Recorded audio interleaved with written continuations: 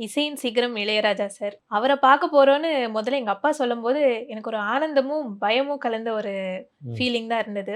அப்புறம் அவர போய் பார்த்த உடனே, "உங்க முன்னாடி பாடலாமா சார்?" அப்படின்னு நான் தைரியமா கேட்டுட்டேன். ம். அதுக்கப்புறமா வெறும் காத்து தான் வருமோ அப்படின்னு நெனச்சேன். ஆனா நல்லா பாடிட்டேன். முதல்ல வந்து உட்கார போனேன். கீழ ம். உட்காரும்போது, "பக்கத்துல வந்து உட்காரு" அப்படின்னாரு. அப்புறம் இன்னும் பயமாயிடுச்சு. அதுக்கப்புறமா பாடி முடிச்ச உடனே அவரு சிரிச்சாரு. ம். சிரிச்சதுக்கு அப்புறமா தான் எனக்கு பயமே போச்சு. அதுக்கப்புறமா "உன் குரு யாரு? யார்கிட்ட கத்துக்கிற?" அப்படின்னு கேட்டாரு. நான் சொன்னேன். இந்த மாரி நெய்வேலி சந்தான கோபாலன் சார் கிட்டயும், காயத்ரி கிரீஷ் ஆன்டி கிட்டயும் ம். கத்துட்டுருக்கேன் அப்படின்னு. "ஓ!" அப்படின்னாரு. அதுக்கப்புறமா "உன் பேர் என்ன?" அப்படின்னு 2 வாட்டி கேட்டாரு. சொன்னேன். திரும்பவும் கேட்டாரு. அதுக்கப்புறமா சரி அவர் முன்னாடி பாடியாச்சு அப்படிங்கிற ஒரு சந்தோஷத்துல நாங்க கிளம்பலான்னு இருக்கும்போது, "என்ன படம் பிடிக்காம போறீங்க?" அப்படின்னு சொன்னாரு. ஆமா நான் பாடின சந்தோஷத்துல நான் மறந்தே போயிட்டேன். அவர் கூட ஃபோட்டோ எடுக்கணுன்ட்டு. ம். அப்புறம் ஃபோட்டோ எடுத்துட்டு வந்தோம் நாங்க. என்ன பாட்டு பாடுனீங்க?